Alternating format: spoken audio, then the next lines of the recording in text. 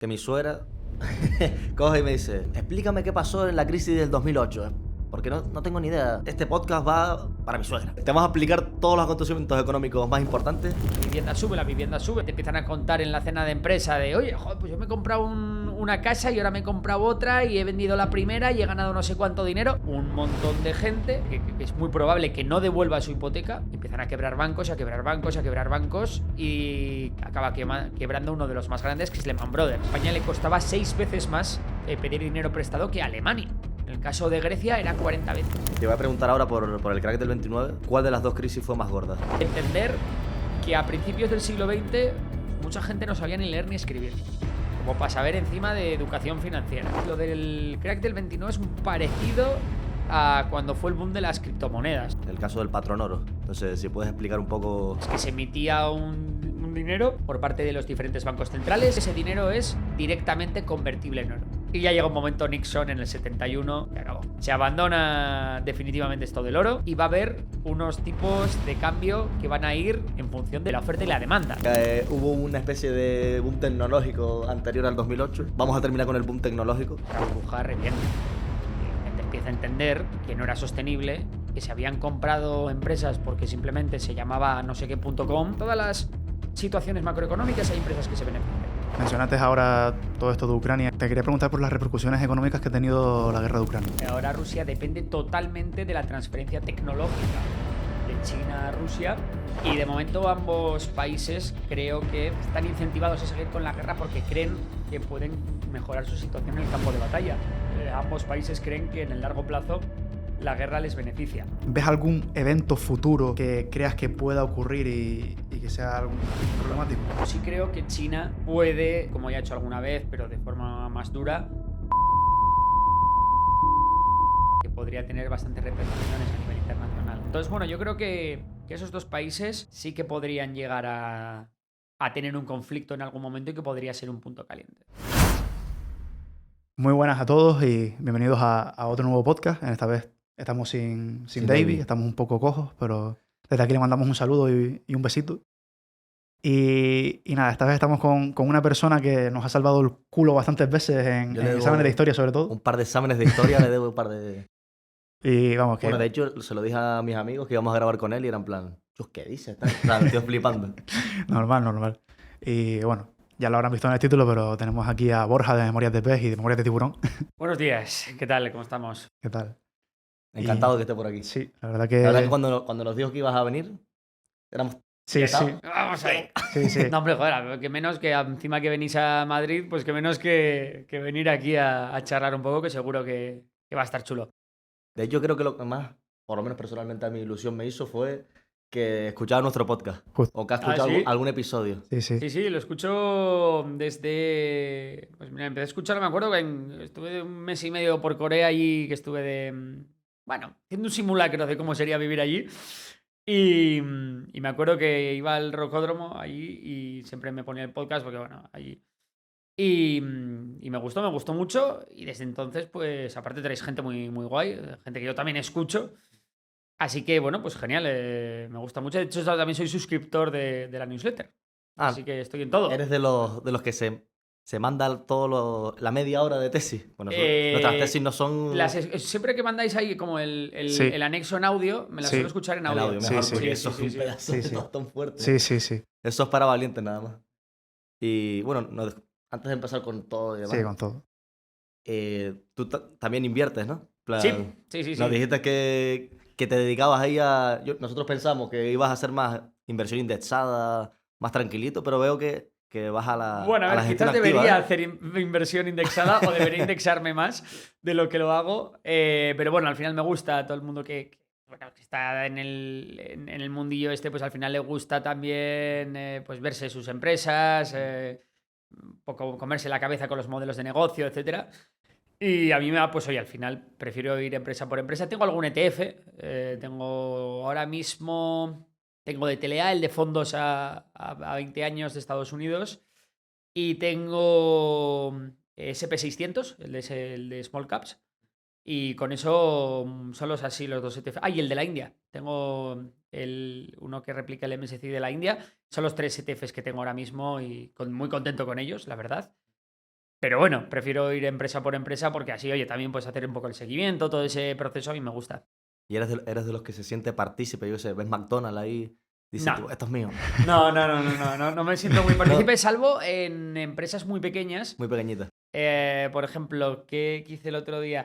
Me inicié una posición en Endurance Motive, que es una empresa del BM Growth que se dedica a la producción de baterías de litio. Y es una empresa que ahora capitalizará en 15 millones de euros. Es pequeñita, son Pequeñita. 60 y pico trabajadores. Pero bueno, creo que es un proyecto muy chulo. Me dio por estudiarla, me gustó mucho. Y ahí sí que me siento un poco más partícipe porque realmente, oye, pues al final es una cosa que sigo yo y 4 más. Entonces, pues bueno, pues son ese tipo de empresas en las que sí que me siento un poquito más dueño de la empresa, aunque bueno, tengo una cantidad ridícula. Y eso es súper difícil, invertir en empresas tan pequeñitas, porque es como que tienes mucha menos información, ¿sabes? Yo te quería preguntar si habías conseguido hablar con el management o algo. No, y seguro que son muy accesibles y tal, pero no lo he hecho. Pero bueno, sí es verdad que hay menos información, pero también es verdad que es más fácil tener toda la información. Claro, No sé si me sí, explico, ¿no? sí, O sea, justamente. que es muy complicado que, salvo bueno, la gente interna y la gente que tiene, pues sí, un contacto más directo, el resto más o menos tenemos todo lo mismo. Pues Nada, me- yo creo con el que tema de sí, momento. hay que preguntarte. No va a ir sobre esto el podcast, pero tenemos que preguntarte porque no vamos a entrevistar a nadie que nos pueda explicar esto mejor. Y es que ¿qué fue ayer? Sí. De ayer, antes de ayer, Ayer, no antes de sé. ayer fue. Casi nos quedamos sin Donald Trump, que para algunos hubiese sido muy Bueno, bueno y para otros otros lados hubiese sido un desastre.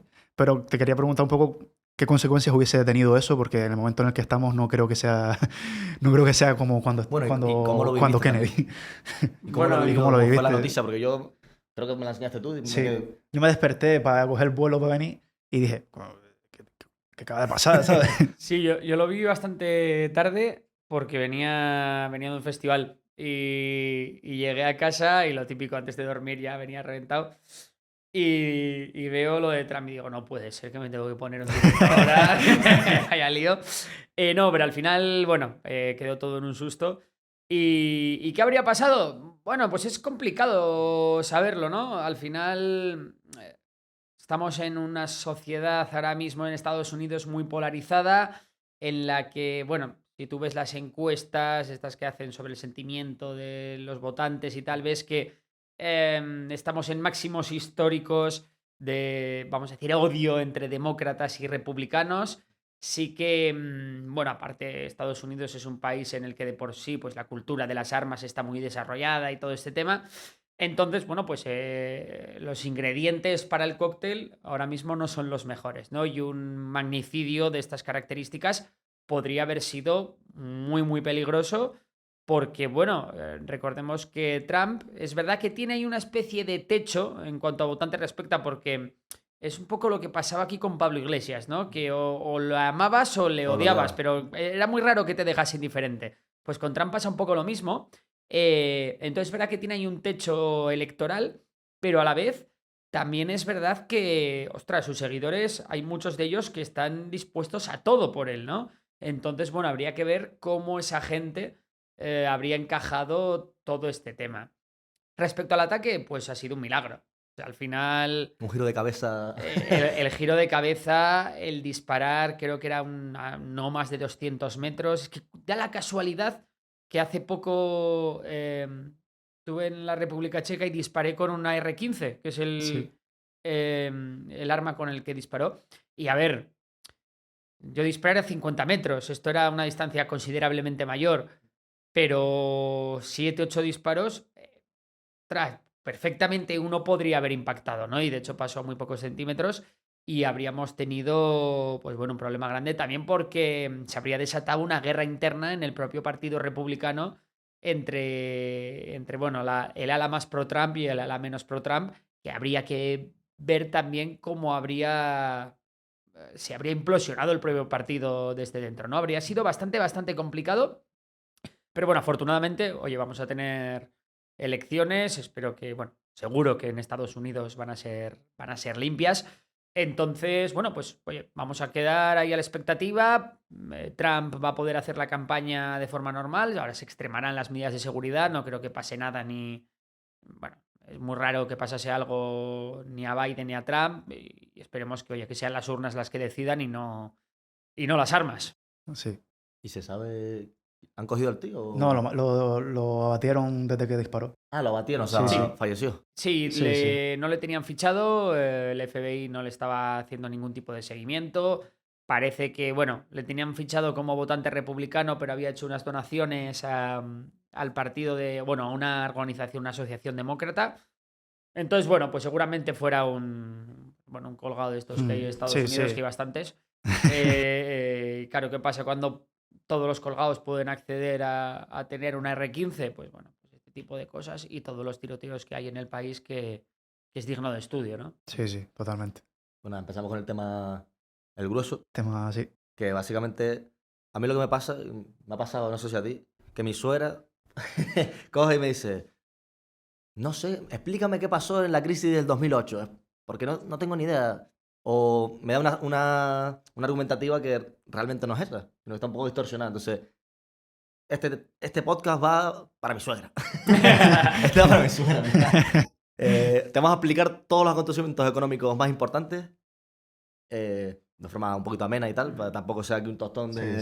de historia, como lo sueles hacer tú. Y Que nada, por cierto, para la ocasión, la camisa que tienes puesta es Claro, a mí me magnífica. dijiste, igual hablamos O sea, de la crisis. Y dije, oye, pues mira. Nada, O sea, mejor que eso es la imposible. mejor camiseta de la Sí, historia. sin duda. Claro, tenemos que comprar unas gorras o algo. Sí, sí. Ostras.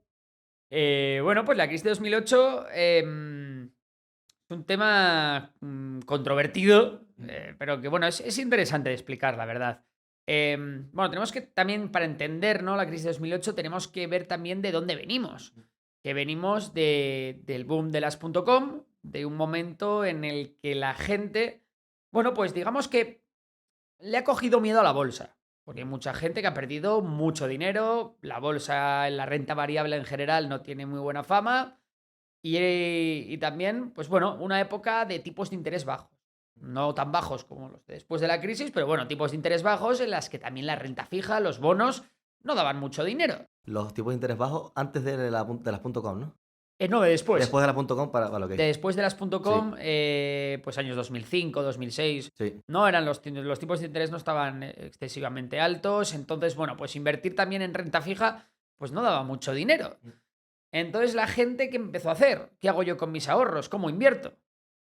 Comprando casas. Real estate puro y duro, ladrillo, inversión en ladrillo. Como si fuera a la española. Sí, bueno, es que son paralelas. A la vez que se construía en Estados Unidos, se construía en España, ¿no? En España quizás pues todavía fue parecido realmente, pero claro, en España teníamos el tema del turismo, teníamos a todos los europeos viniendo aquí y entonces pues también había ese punto de demanda extra, ¿no? Pero bueno, el caso es que la gente, oye, en Estados Unidos empieza a comprar casas y bueno, eso hace que la economía vaya tirando.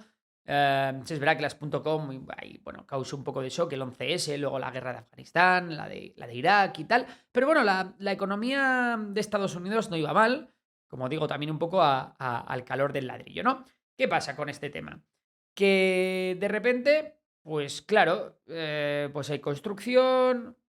Oye, pues mucha gente empleada en la construcción, casi no hay paro, empieza a cobrar, tienen más dinero. Bueno, pues se crea este círculo un poco virtuoso de crecimiento económico alimentado por el propio ladrillo. Y claro, hay un problema que es que los precios empezaron a subir. Oye, de repente comprarte una casa era carísimo. ¿Y la gente qué hace para comprarse una casa? Se pide hipotecas. Claro, aquí hay un tema con las hipotecas, que es que, bueno, tú si eres solvente, si tienes un buen trabajo, que va a ser estable, que no vas a perderlo, si lo pierdes por lo que sea, puedes tener otro trabajo similar, pues lo que sea a día de hoy un programador que pues le sobra el trabajo, ¿no? Sin embargo, allí no solo, claro, al principio quien se hipotecaba era gente, pues, oye, con sus recursos, bien. ¿Qué pasa? Que de repente todo el mundo empezó a ver, oye, la vivienda sube, empiezas a ver a tu amigo forrarte te empiezan a contar en la cena de empresa de, oye, joder, pues yo me he comprado una casa y ahora me he comprado otra y he vendido la primera y he ganado no sé cuánto dinero, pues al final se crea ese hambre por la inversión, en este caso el ladrillo. Y de repente pues todo el mundo empieza a querer comprarse casas y ya no son solo los que tienen una situación solvente, sino también los que no la tienen. Problema. Esa gente también necesita dinero. Porque, bueno, sí, ahora podían tener sus sueldos y tal, pero para comprarte una casa, generalmente necesitas una hipoteca. ¿Cuál es el problema ahí? Que de repente, ostras, esa gente que ya no tiene tan buenos recursos, que igual tiene trabajos menos estables o que directamente no tiene trabajo, pero tal, va al banco y los bancos, oye, dan hipotecas a diestro y siniestro, aquí como si no hubiera mañana. Bueno, pues de repente tienes lo que se llaman, esos son las hipotecas de mala calidad, lo que se llamaban las hipotecas subprime. Y de repente es como, vale, tenemos un montón de gente con hipotecas malísimas, es decir, con gente que es muy probable que no devuelva su hipoteca. Pero bueno, de momento, oye, la cosa seguía, ¿por qué? Porque los precios de las casas seguían subiendo. Entonces, de una mala, El préstamo hipotecario estaba como respaldado por ese. claro, estaba por ese respaldado activo. por la propia construcción de la casa. Entonces, si había algún problema y alguien no podía pagar la hipoteca, vendía la casa, oye, y con lo que he sacado de la venta, pago la hipoteca y encima me saco un dinero extra. Así que nada, los bancos decían, no pasa nada, que esto siempre sube, ¿cómo va a bajar la vivienda?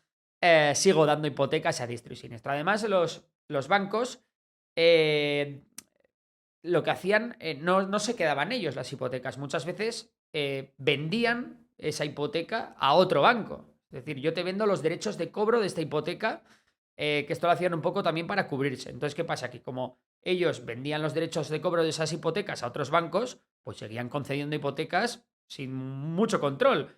Tenían dos capas de seguridad. La primera es que la vivienda nunca baja y oye, pues al final siempre puede vender y pagarme.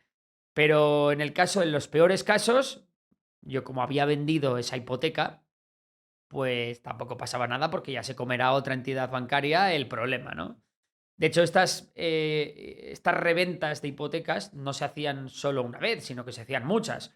El banco al banco B, el banco B al C, el C al D, y así hasta que al final no sabías quién tenía qué, ¿no?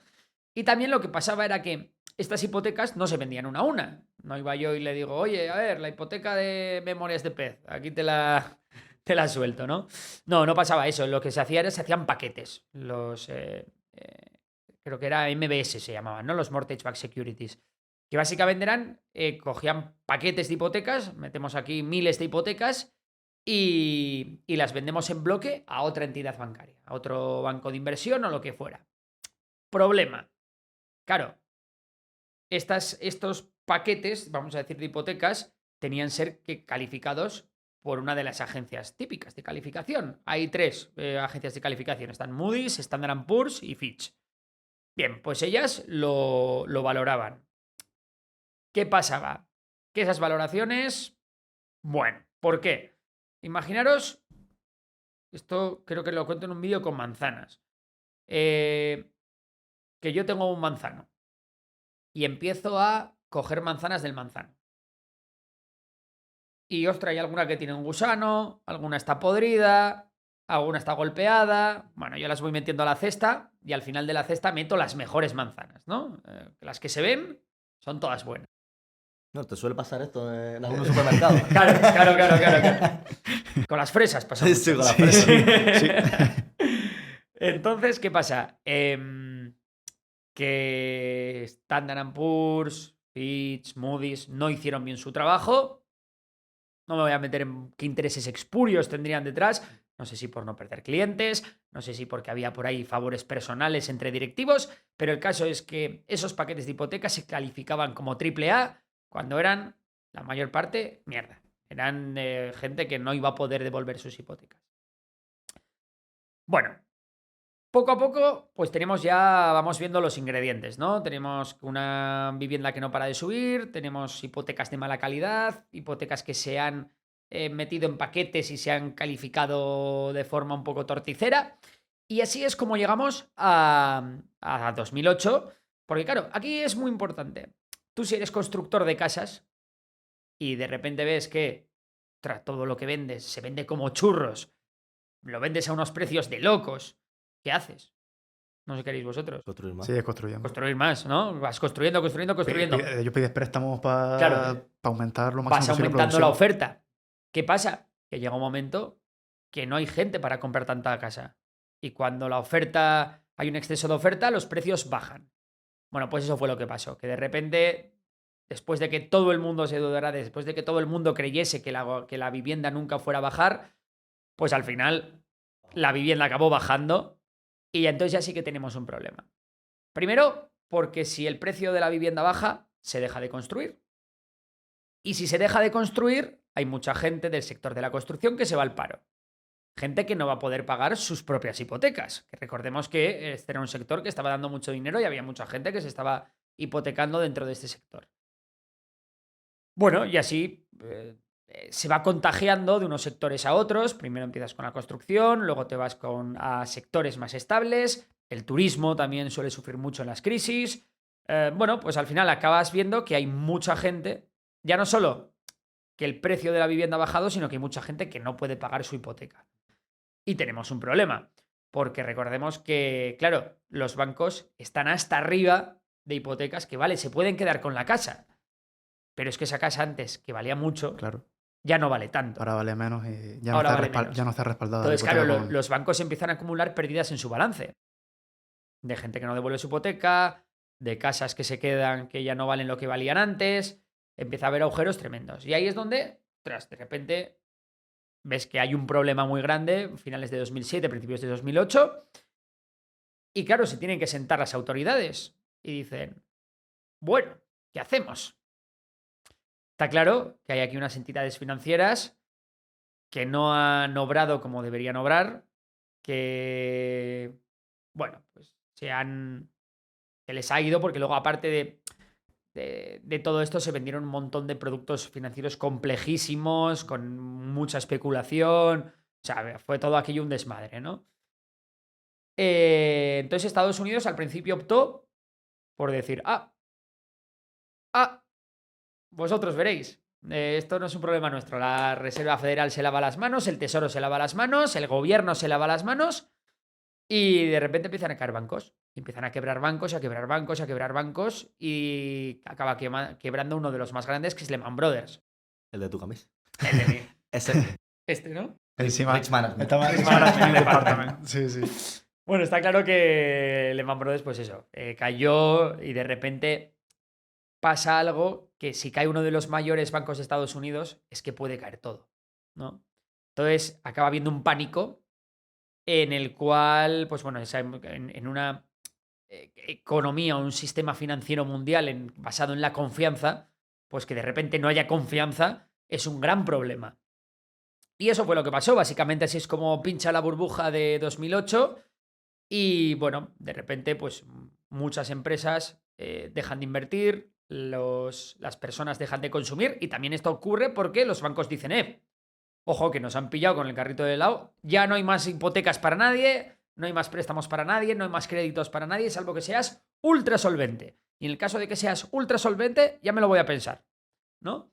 Entonces llega un punto en el que la economía se para, porque los bancos no dan créditos. Si los bancos no dan créditos, pues las familias ya no se compran ni el coche, ni la casa, ni se van de vacaciones, porque más en una economía como la de Estados Unidos, que es una economía que depende mucho del crédito, las empresas pues ya no se compran, o sea, ya no compran maquinaria, compran menos mercancía porque creen que puede haber una bajada en la demanda, no compran nuevas fábricas, pues ocurre toda esta movida, ¿no? Al final hay un miedo, hay una bajada en el consumo, en la inversión y el problema está servido. De repente pues empieza a subir el desempleo, bueno, pues todo eso que os imagináis, ¿no? Al final, pues de la fórmula del PIB, que es consumo más inversión más gasto público, más exportaciones, menos importaciones, pues te ha fallado el consumo y la inversión. El gasto público se puede mantener, pero todo eso va a causar un déficit. Y claro, el problema es que tus importaciones van a caer porque le vas a comprar mucho menos a otros países. Si le compras menos a otros países, al final lo que estás haciendo es exportar tu crisis, ¿no? Porque al final, pues oye, yo qué sé, si le comprabas aceite de oliva a España y ya no le compras, pues el agricultor español del olivo tiene un problema. Y así es como la crisis pues se va extendiendo por todo el mundo y de repente se empiezan a aflorar problemas en otros países, ya no solo en Estados Unidos.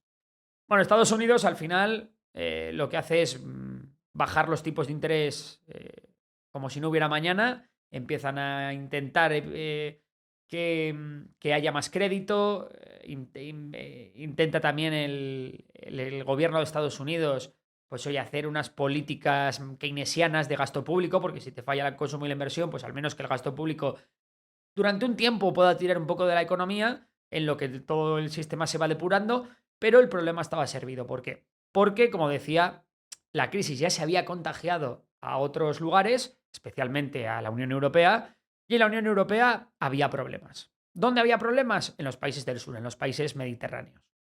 Grecia, sobre todo, Italia, Portugal, España, Irlanda, lo que llaman, bueno, Irlanda no es del Mediterráneo, pero en este caso estaba metida en los famosos PIGS, ¿no? Que se llamó. Bueno, pues el caso de Atenas, de Grecia, es muy flagrante, porque es verdad que es un país más pequeño, no es como si hubiera pasado en España o en Italia, habría habido un problema mucho mayor, pero el problema que tenían en Grecia es que llevaban gastando mucho más de lo que tenían mucho tiempo y habían falseado todas las estadísticas habidas y por haber. Entonces de repente se descubrió que allí había un agujero de 3 pares de narices y se vio que en otros países, pues por ejemplo en España o en Irlanda, pues también había problemas porque tenían una burbuja inmobiliaria, sus propias burbujas inmobiliarias, tanto en Irlanda como en España, gigantes, ¿no? Aquello que salía Aznar diciendo, construimos más que España y tal. No, ¿cómo era? Creo que era que Reino Unido, Francia e Italia juntos. O que Italia, Alemania y Francia juntos. Y sacaba pecho por ello. Y pleno empleo y tal.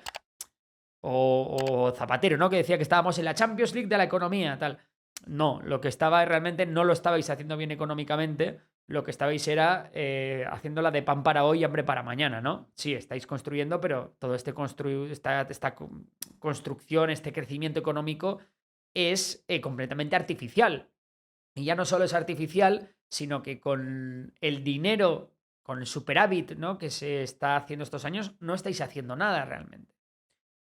Entonces, bueno, pues de repente hubo una gran crisis de confianza dentro del euro, porque en ese momento se sabía que esas economías estaban muy mal y claro, que media Europa esté mal, pues tiene su sentido, ¿no? O sea, tiene su peligro. No se sabía si esos países, esas economías podían sobrevivir o no. Tenían problemas grandes. ¿Qué necesitaban? Sobre todo sus sistemas bancarios, que también tenían sus propios agujeros, porque claro, lo mismo que ocurrió en Estados Unidos ocurrió en España con la crisis inmobiliaria. Al final, de repente, los bancos se vieron con un stock de pisos que no podían vender porque nadie los quería, porque ya no había demanda, y claro, los precios eran absolutamente de derribo, ¿no? Bueno, pues vamos a necesitar rescates. Claro. ¿Y quién nos va a rescatar? Los famosos rescates. Los famosos rescates. Porque, claro, aquí lo que se hizo al principio, lo que hicieron al principio los gobiernos europeos, por ejemplo, en España se hizo el plan E. El plan E era pues lo mismo, políticas keynesianas de vamos a aumentar el gasto público, haciendo carreteras, haciendo planes de mejorando las aceras de todas las ciudades, no sé qué. Muy bien, pero eso te funciona cuando la crisis es corta, ¿no? Porque si tienes que mantener ese elevado gasto público durante muchísimo tiempo, pues al final lo que estás haciendo es endeudando al país. La deuda de España, la deuda pública, creo que pasó del 40% en 3 o 4 años a más del 100% del PIB, ¿no? Vamos, problemas grandes. Ahí fue donde entonces, claro, estos países necesitaban dinero. ¿Y a quién se recurrió? Pues a la Unión Europea y al Fondo Monetario Internacional. Y de repente llegaron un ente que se llamaba la Troika, ¿no? Porque el problema que tenían los países por separado para pedir dinero prestado en los mercados financieros era que nadie creía en sus economías. Es decir, tío, Grecia, es imposible que tú me vayas a devolver lo que te presto, así que no te lo presto. Y si te lo presto, me vas a tener que pagar unos intereses del 20%. En el caso de España, por ejemplo, el bono pagaba, no sé, llegó al 6-7%. Ostras, casi estamos hablando de renta variable. Sí, sí. Pero claro, es que en ese momento igual caía España, ¿sabes? Además, todo esto, claro, la confianza es que era nula. Entonces, o venía el dinero de algún sitio o tienes un problema. De hecho, la prima de riesgo en España se disparó un montón. Creo que llegó a 600 puntos básicos, que básicamente eso significa que a España le costaba 6 veces más pedir dinero prestado que a Alemania. En el caso de Grecia era 40 veces. O sea, imaginaros, ¿sabes? Cómo de jodidos estaban. Entonces, claro, había que pedir ayuda. Y se llega a la troika. La troika es una especie de ente que estaba ahí, ¿no? Que lo formaban la Comisión Europea, que es el brazo ejecutivo de la Unión Europea, el Banco Central Europeo y el Fondo Monetario Internacional. Entonces, esas instituciones dijeron, vale, os rescatamos. Os vamos a dejar el dinero que necesitéis para que vayáis tapando vuestros agujeros. Pero a cambio, se acabó la fiesta, ¿no? Que diría algún político ahora. ¿Y por qué digo que se acabó la fiesta? Porque, claro, le empezó a decir políticas de austeridad. Me tenéis que controlar el déficit, tenéis que dejar de gastar más de lo que tenéis, o bueno, al menos dejar de gastar mucho más de lo que tenéis. Tenéis que recortar el gasto y tenéis que subir los ingresos. Básicamente lo que te estaban diciendo estas instituciones internacionales era que subieses los impuestos y que bajases los programas sociales. De hecho, el propio gobierno en España de Zapatero, un gobierno de izquierdas que se supone que es un gobierno que debería subir el gasto social o al menos mantenerlo, pues también le metió un recorte, un tijeretazo brutal. Y luego cuando llega Rajoy al poder en España, pues ocurre lo contrario, ¿no? Que Rajoy, que debería, ¿no? Llevaba en su programa, no masiva, pues lo que hace lo primero es subir el IVA y subir todos los impuestos. Me acuerdo que salía todos los viernes, la gente se echaba a temblar porque había una rueda de prensa de Guindos, que era ministro de Economía, anunciando recortes. O sea, imaginaros, sabíamos que todos los viernes había recortes y era a ver quién le tocaba este viernes. O sea, aquello era de locos. Entonces, bueno, lo que pasó fue eso, llegó la troika y claro, mucha gente lo pasó muy mal, porque de repente gente que recibía algún tipo de prestación o gente que iba muy justa, que había perdido su empleo y encima le estaban subiendo los impuestos. O sea, la gente lo pasó muy mal y había muchas protestas en la calle. En Grecia, las protestas de la Plaza Sintagma. En España surgió el 15M, que primero fue el 15M, luego todo el tema este de rodear el Congreso y todo ese rollo. En Estados Unidos incluso hubo el Occupy Wall Street, el 15M se extendió también, había acampadas en Francia, en Reino Unido, en Portugal. O sea, hubo protestas estaba la cosa muy, muy, muy mal. Y aún así, aun con todos los rescates, aun con todo el dinero que se estaba inyectando, la cosa no mejoraba. ¿Por qué no mejoraba? Porque, bueno, ahí no consumía nadie, no invertía nadie, el paro era cada vez más alto, la confianza de los mercados financieros en estos países estaba por los suelos y aquello, vamos, claro, ya no se podía aumentar el gasto público porque había que cumplir con los objetivos de déficit. Vamos, que de las 3 patas más importantes que tenemos en el PIB, consumo, inversión y gasto público, las 3 iban mal. Y de hecho, como a los países del norte de Europa les iba más o menos bien, los tipos de interés no habían caído demasiado, porque Europa iba a 2 velocidades. Y como los que tenían más mano en el Banco Central Europeo, pues era Alemania, Países Bajos, Francia, tal, la economía de los países, de los PIGS, de los mediterráneos con Irlanda, pues estaba sufriendo y encima no tenían las políticas monetarias. Porque cuando hay una crisis, muchas veces coge el Banco Central de ese país y dice, venga, se imprime dinero, se devalúa la moneda y de esa forma, para otros países, comprar productos en mi país va a ser más barato y bueno, eso va a hacer que se reactive la economía. Pues las exportaciones van a subir. Sin embargo, en Europa no estaba pasando esto, pero al final la situación fue tan límite, estaba todo tan mal que de repente lo que se hizo fue, venga, sale Mario Draghi, presidente del Banco Central Europeo, creo que era presidente del Banco Central Europeo, sí, si no recuerdo mal, sale Mario Draghi y dice, bueno, porque claro, ya estaba, espera, desde esto es decir que ya incluso el euro estaba en entredicho.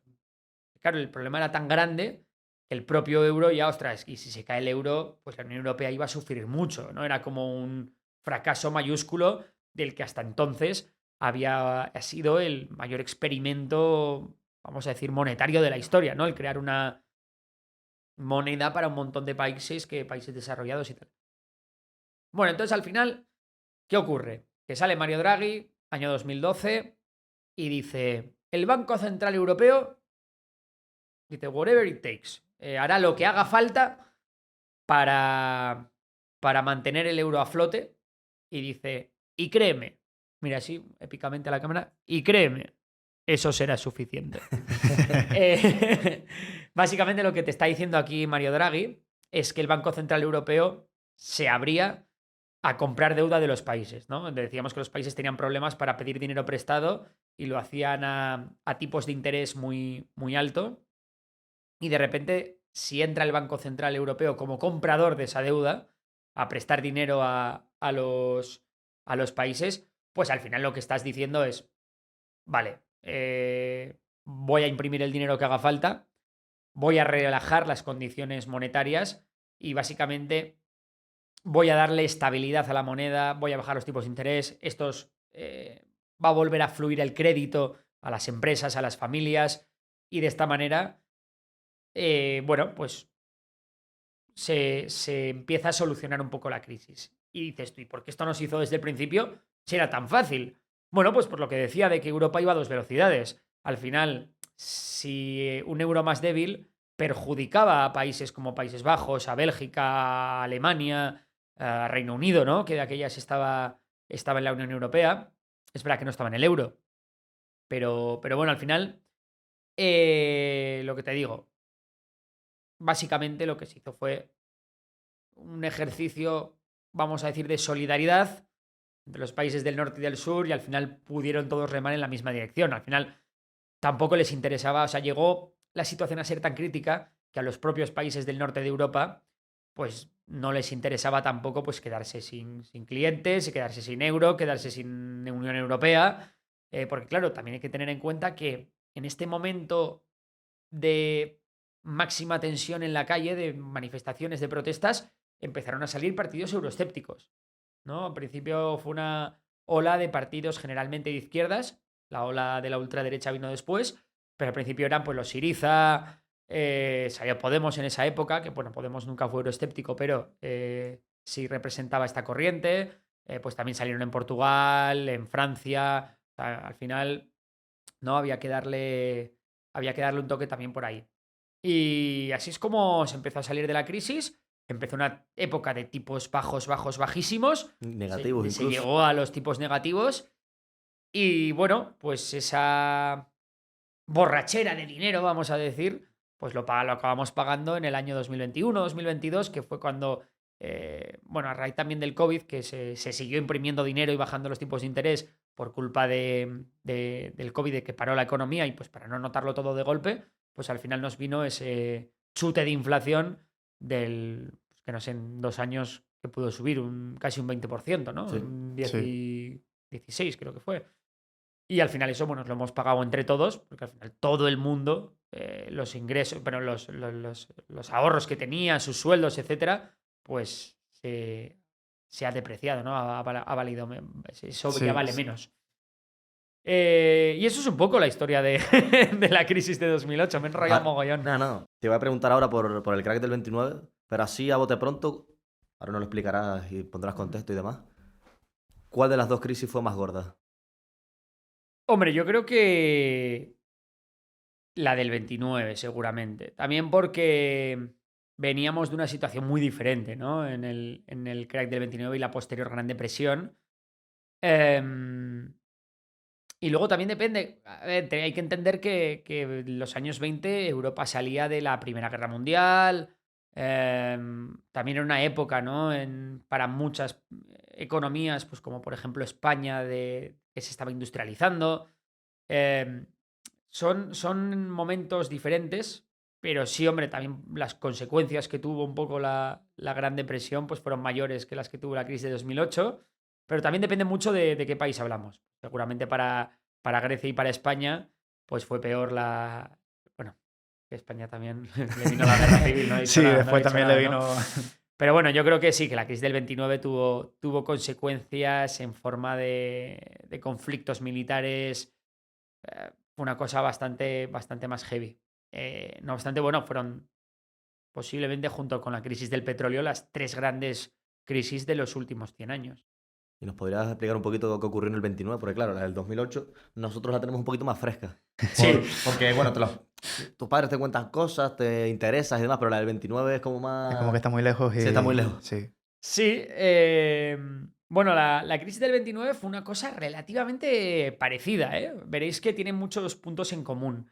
En este caso, la fiebre inversora no fue hacia el ladrillo, sino que fue hacia la bolsa. Claro, la bolsa era algo muy nuevo. Muy nuevo, y cuando hablo muy nuevo, claro, me vais a decir, no, bueno, la bolsa viene de la Compañía Neerlandesa de las Indias Orientales en el siglo XVII. Bueno, vale, guay, pero cuando llegó al gran público... Sí. Uy, ventazo. Esto no se corta. Pero eso, cuando llegó al gran público, fue un poco cuando se popularizó más, fue a principios del siglo XX. Y en Estados Unidos, en Wall Street, la gente se volvió loca con las acciones. De repente, claro, pues lo mismo. Hay que entender también, hay que hacer un ejercicio de empatía y entender que a principios del siglo XX, pues mucha gente no sabía ni leer ni escribir. Como para saber encima de educación financiera. La gente, bueno, no había datos en tiempo real. Pues para saber las cuentas de una empresa tenías que montarla de Dios. Para seguir la cotización ya ni te cuento. Pero había nula, sobre todo es que había una nula preparación, nula educación financiera. Sí, vale, sabías que una acción era parte de una empresa, si es que lo sabías, y poco más. Es decir, ahí no sabías mucho. Pero bueno, es un poco, mira, lo del crack del 29 es un parecido a cuando fue el boom de las criptomonedas, ¿no? La gente no tenía ni idea de lo que era el blockchain y sobre todo no tenía ni idea de los proyectos, de qué tenía cada proyecto, qué diferenciaba Solana de yo qué sé, me da igual, de Ripple. La gente no tenía ni idea. Hablaba de oídas, tal, no entendía el blockchain, tal. Pues aquí era un poco lo mismo, ¿no? La gente compraba y como la gente que compraba le iba bien, pues otros compraban. Y como el que le iba bien al comprar, pues le iba bien, pues compraba más. Y de repente la gente empezó a pedir créditos para comprar acciones, porque joder, es Entonces, la panacea, ¿no? sí, Sí. la fuente del eterno dinero. Compro, subo, pido prestado, compro más, sigue subiendo. Y las ganancias, claro, durante la época de los felices años 20, los felices años 20 es por eso, porque todo el mundo, hostia, estaba, ¿sabes? Todo esto estaba parte de trabajadores de la industria incipiente, pues de Ford y de todo esto, ¿no? Que les habían subido tanto el sueldo y tenían dinero y podían comprar una casa y electrodomésticos y tal. Genial, porque que encima, con el dinero que les sobraba, tenían rentabilidades brutales. Claro, todo eso pues ocurre un poco lo mismo, ¿no? Que todo llega a su fin. Ya lo decía Medina Zahara. Llega un punto en el que ya es tan loco la burbuja que se ha montado, ya es tan irracional que de repente a la gente le empieza a entrar el miedo. Y cuando le empieza a la gente a entrar el miedo, pues se da el efecto contrario. Ostras, voy a vender el primero. Claro, ¿podía la gente mantener la calma, ir poco a poco? No. Y encima allí no existía el botoncito de vender en el broker, sino ir Claro, corriendo sí. ahí, con lo que Gritando. el pánico es todavía mayor. El ¿sabes? pánico, claro, Gritando exacto. y ver a la marabunta diciendo que me vendan las acciones. Claro. Y uno saltando el edificio y el otro, que me vendan las acciones. Literal. ¿Sabes? Que es un poco Claro, complicado. entonces, mucha gente se arruina y ocurre un poco lo mismo. Pues que los bancos que también habían invertido en acciones, pues tienen agujeros en los balances, dejan de dar crédito y como dejan de dar crédito, pues lo mismo, ¿no? El consumo y la inversión, pues deja de haber. Claro, se contrae el consumo e inversión. Y si se contrae el consumo y la inversión, pues llega el desempleo, Igual crisis generalizada. El Claro, patrimonio de claro. las personas Sí. cae por Sí, No sé cuánto cayó el Dow Jones, pero... pues mira, en el jueves negro cayó creo que fue un 14% en un día. La siguiente creo que ya abrió, no fue de viernes, sino de lunes o de martes, y cayó otro 14% en 2 días, ¿sabes? Sí, sí. Y luego, pues sí, el Dow Jones, no me acuerdo la cifra, pero la pérdida igual es del 90%, Sí, sí, ¿sabes? era una O sea, era burrada. una barbaridad. Eh, Al final, todas estas grandes crisis, pues vienen de una irracionalidad de mercado muy grande, de valoraciones disparatadas, que eso acaba impactando de alguna manera en el sistema bancario, y el sistema bancario lo que hace es cortar el crédito. Cuando cortas el crédito, para intentar sobrevivir, estás creando una crisis, ¿no? Porque al final no hay inversión y no hay consumo. Cuando pierdes la inversión y el consumo, pues puedes hacer lo que hacen los gobiernos normalmente, que es aumentar el gasto público, pero como digo, eso siempre tiene su tal. Pero bueno, esta vez, oye, pues en la Gran Depresión fue lo que se hizo. Cogió Franklin Delano Roosevelt y implementó lo que se llamó el New Deal, que básicamente fue la primera vez que se ponían las políticas keynesianas en práctica a gran escala. ¿No? Pues vamos a hacer un programa de, pues eso, de infraestructuras, un programa de inversiones públicas, pues un poco para que la economía tenga una pequeña actividad de la que pueda ir tirando en lo que el sistema se va depurando, ¿no? Problema, que el New Deal no funciona muy allá. O sea, realmente el New Deal, pues sí, hombre, te saca un poco los trastos, te salva un poco los muebles, pero no funciona espectacularmente bien. Afortunadamente para Estados Unidos, estalla la Segunda Guerra Mundial en Europa y, bueno, pues se convierte en la fábrica del mundo. De repente, pues todas las grandes empresas norteamericanas industriales se reconvierten en industrias militares y se empiezan a crear un montón, pues de todo, de munición, aviones, mm, transportes blindados. Las fábricas de Ford se convierten en las mayores fábricas del mundo y hacen bombarderos, creo que eran los B-23, o sea, es todo como muy, muy así. Y obviamente ahí, pues Estados Unidos ya sí que se recupera completamente.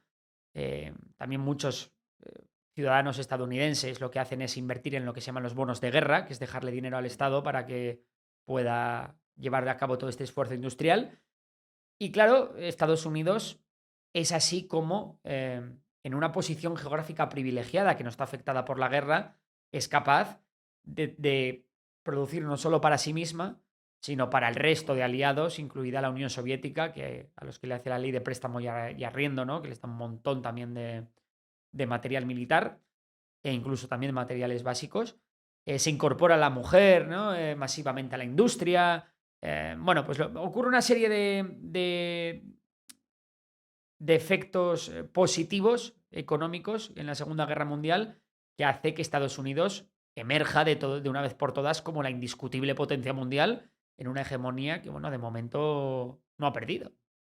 Y así es un poco como del crack del 29, pero claro, esto es importante, el crack del 29 es en 1929 y la Segunda Guerra Mundial empieza 2 años después. Es decir, por medio tenemos una década, toda esta década de la Gran Depresión, en el que la gente, pues lo mismo, lo pasa muy mal. Mucha gente sin trabajo, mucha gente que prácticamente no tiene que comer, mucho paro, muchísimo paro, gente deshaciéndose de sus enseres, de sus coches, de sus electrodomésticos, de sus casas, de todo. Y es una época muy mala. Que por cierto, hablamos de Estados Unidos, pero ocurrió un poco lo mismo, ¿no? Porque al final, pues lo mismo, Estados Unidos importaba productos de Europa, Europa deja de poder vender esos productos, además Estados Unidos estaba haciéndole préstamos a Alemania después de la Primera Guerra Mundial, pues bueno, pues para que Alemania un poco saliese de toda esa gran crisis de la República de Weimar tras la Primera Guerra Mundial, en lo que hubo un proceso de hiperinflación. Y claro, Alemania estaba pagando las reparaciones de guerra al resto, ¿no? Pues a Estados Unidos, a Reino Unido, a Francia. Claro, Reino Unido y Francia deja de recibir esas reparaciones de guerra, por lo cual también la crisis en esos países también se hace bastante importante. O sea, la crisis también fue mundial en este caso. ¿A quién afecta más? Bueno, pues como en la de 2008, pues a las economías más desarrolladas. Si vamos a la crisis de 2008, quien mejor la pasó fue China, ¿no? O países que se estaban empezando a desarrollar en ese momento. Yo tenía la duda de si, claro, ahora una crisis en Estados Unidos desemboca afecta al mundo al completo, pero en el 29, en una economía no tan globalizada, tenía esa duda de si había afectado Afectó. al resto del mundo. Afectó al resto del mundo. También hay que pensar que, bueno, en ese tiempo también de mucha inestabilidad política, con los totalitarismos, ¿no? Que estaban por ahí ya emergiendo, pues también ya muchas economías tenían su propia crisis, ¿no? Pues España tenía su propia crisis, España había tenido problemas políticos durante bueno, realmente todo el siglo XIX y principios del XX. Es verdad que justo después de la Primera Guerra Mundial, a España le fue un poco mejor en esos años de la Primera Guerra Mundial porque se dedicaba a venderles a unos y a otros, pero bueno, igualmente luego fue todo el tema de la guerra en África, todo esto, y España tenía sus propios problemas. Alemania estaba destrozada, el imperio ruso se había desintegrado, había emergido la Unión Soviética, que sí, que se estaba industrializando y fue una historia de industrialización, la de la Unión Soviética con Stalin, brutal. O sea, fue un absoluto éxito. Pero que la industrialización fuese un éxito no implica que en los años 30 no hubiese unas hambrunas terribles en la Unión Soviética en las que murieron millones de personas. Por tanto, estamos diciendo que sí, en los años 30 hubo problemas en todo el mundo, ¿no? En China, por ejemplo, en los años 30 tenían la guerra civil china entre comunistas y nacionalistas. Por tanto, los problemas había problemas por todos lados. ¿Cuándo se empezaron a solucionar algunos problemas? De forma muy tramposa. Pues, por ejemplo, cuando llega Hitler al poder en Alemania o cuando llega Mussolini en Italia, ¿no? En el caso de Hitler es muy curioso, porque es verdad que de repente con Hitler empieza a haber trabajo, empieza a haber tal, pero es todo mentira, realmente, es todo mentira entre comillas, ¿no? Porque ¿de dónde viene todo ese dinero con el que se reindustrializa Alemania? Bueno, pues viene de expoliar, pues de toda la riqueza que se le expolia a los judíos, viene del dinero que hay en el Banco Central de Austria, las industrias también que se expolian pues cuando se toma Checoslovaquia, ¿no? Pues todo este tipo de cosas. Y luego además también viene pues hay una serie de privatizaciones también durante el mandato de Hitler, pero sobre todo viene de un gasto de que se gastan lo que no tienen en industria militar. Sí, claro, eso crea muchísimo trabajo, entonces el trabajo luego tira de la industria de bienes de consumo, pero realmente el Estado alemán estaba asumiendo una deuda que sabía que no iba a pagar, pero como se estaba preparando para la Segunda Guerra Mundial, dice, ¿qué va a estar? Claro, Sí, ¿a quién le voy a devolver ese dinero si va a ser todo mío, ¿no? dentro de poco va a ser todo Alemania, ¿no? Claro, y hombre, sí, hay parte que se lo dejan las grandes fortunas alemanas o la propia población civil. Pero bueno, para eso sí habrá con lo que me saque del Banco Central, del Banco de Francia cuando invada Francia, o del Banco de Varsovia cuando invada Polonia, ¿no? Entonces, bueno, así es como más o menos se sale de la Gran Depresión, que se sale, bueno, pues con el auge de Estados Unidos y de la Unión Soviética tras la Segunda Guerra Mundial, que da comienzo a la Guerra Fría. Y no sé si quieres preguntarlo tú, pero un evento que yo me encantaría que explicaras y que está muy relacionado con Bitcoin, que, bueno, que parte de la defensa es que de Bitcoin es que no está el dinero fiat no está respaldado por absolutamente nada. Y entonces, esto sucedió en el caso del patrón oro. Entonces, si puedes explicar un poco. Sí, bueno, el patrón oro es muy sencillo de explicar. Básicamente, creo que surge, si no recuerdo mal, en el siglo XIX. Y básicamente es que se emitía un dinero por parte de los diferentes bancos centrales. El que mejor lo implementó y el que primero lo implementó fue el Banco Central, el Banco de Inglaterra. Y básicamente lo que era que ellos emiten un dinero y ese dinero es directamente convertible en oro. Es decir, tú vas con el billete de 10 libras esterlinas y a cada libra esterlina le correspondían X onzas de oro, ¿no? Entonces tú ibas ahí, te podían dar el oro físico si ibas al banco.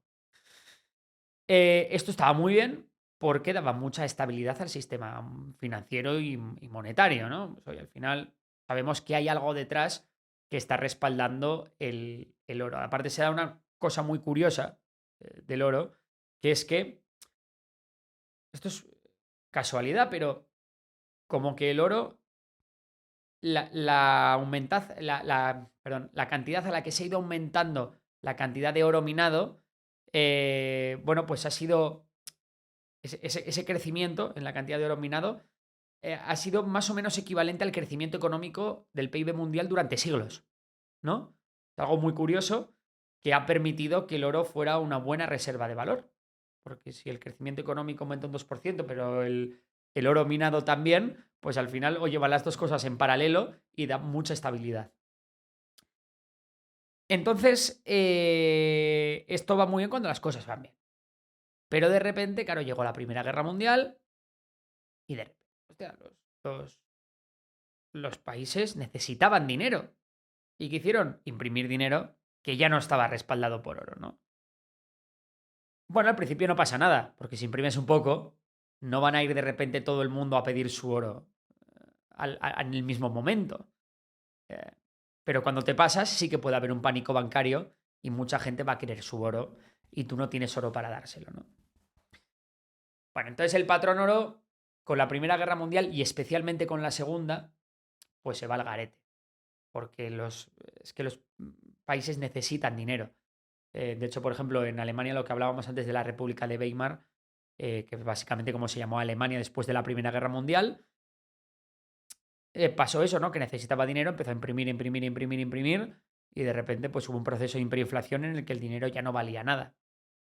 Y este proceso, bueno, se dio en más países, no tan bestia, no hubo una hiperinflación tan grande, pero sí ocurrió, básicamente que los países fueron poco a poco abandonando el patrón oro. Entonces, en 1944, pues, se reúnen todos los aliados y dicen, chicos, hay que hacer algo, que se nos está yendo esto de las manos. Vamos a ver qué hacemos. Entonces se firman los acuerdos de Bretton Woods. En los acuerdos de Bretton Woods, lo que se hace es que, vale, el dólar, que va a ser la moneda de referencia mundial, porque ahora yo ya soy la potencia industrial y os probáis, el dólar va a seguir estando respaldado por oro y lo que vamos a hacer para el resto de monedas es que van a ser directamente, vamos a establecer un tipo de cambio fijo. El marco alemán va a valer tantos dólares, bueno, justo el marco alemán en el 44 no, pero bueno, luego estaría, yo qué sé, pues la libra va tanto, el franco tanto, tal. Bien, vale. Pero bueno, esto también da bastante estabilidad porque eso hace que los bancos centrales de todos los países tengan que respetar, ¿no? La cantidad de dinero emitido para que siga habiendo ese tipo cambiario fijo.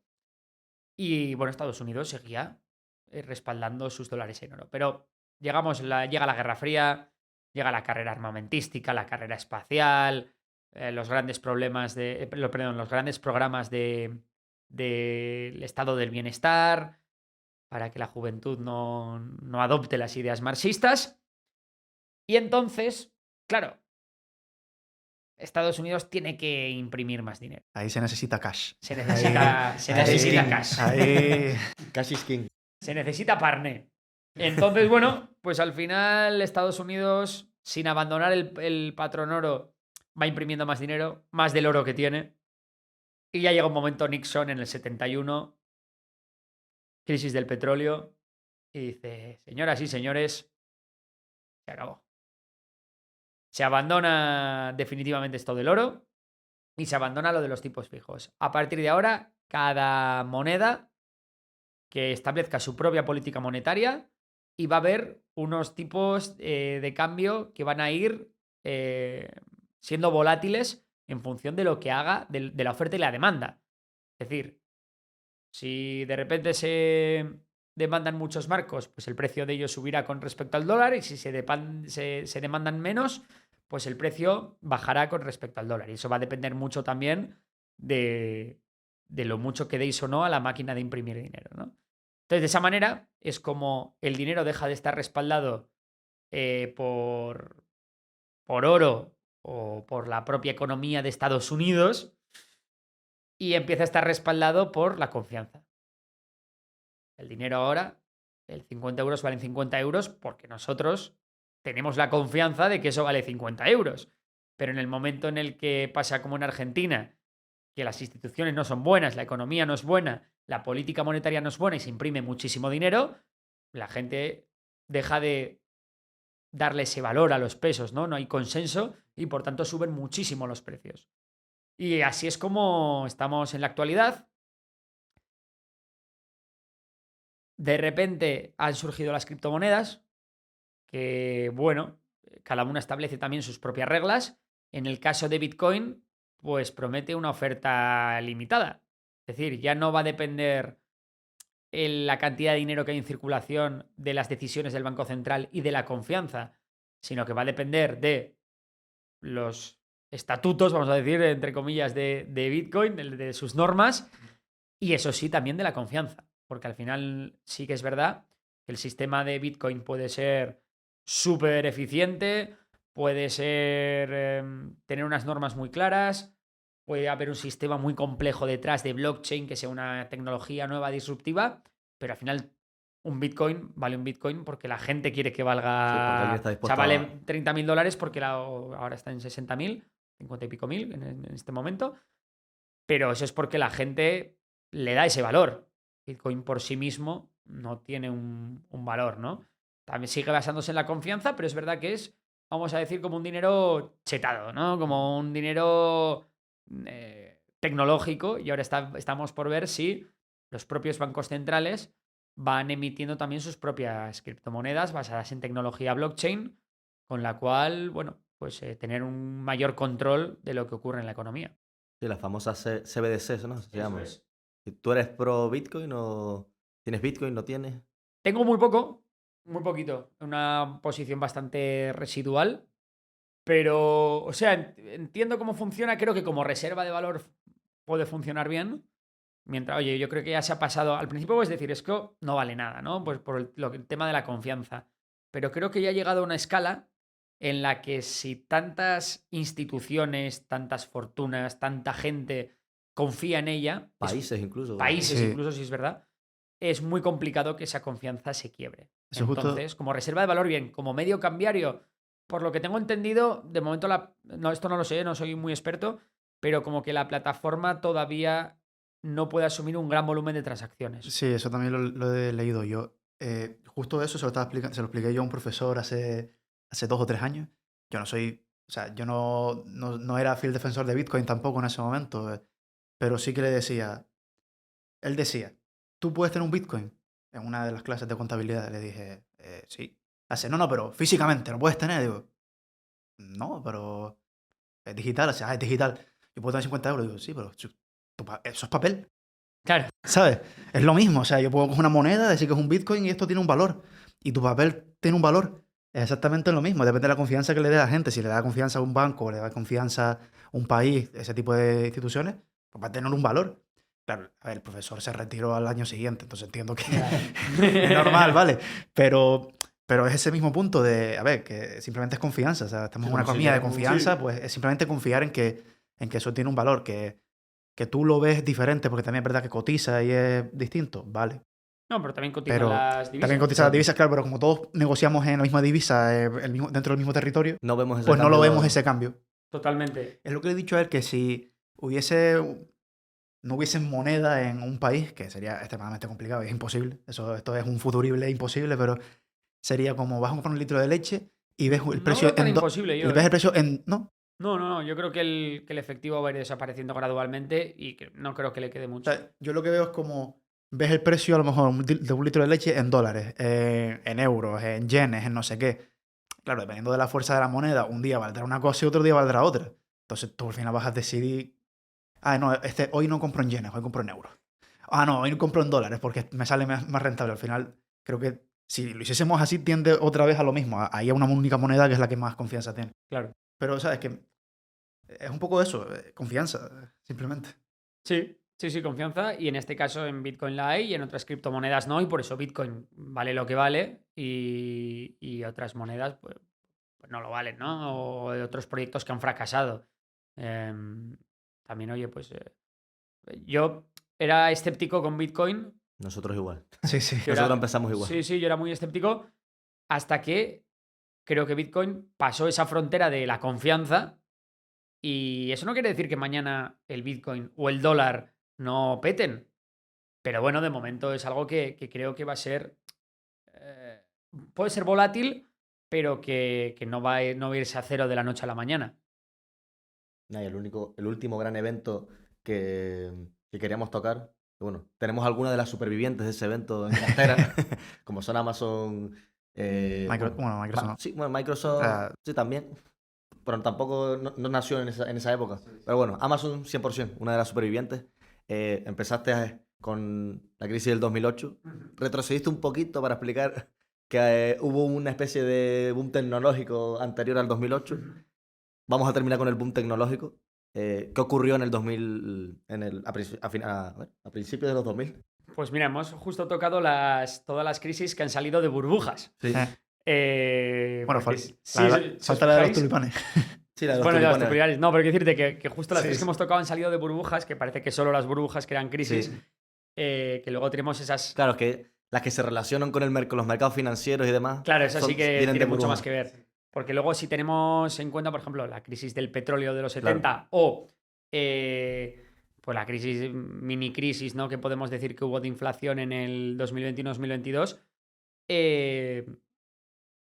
una parte importante fue la falta de oferta de recursos estratégicos, ¿no? Por ejemplo, la crisis del petróleo es que de repente el petróleo sube una barbaridad de precio porque los países productores de petróleo hacen un cártel, ¿no?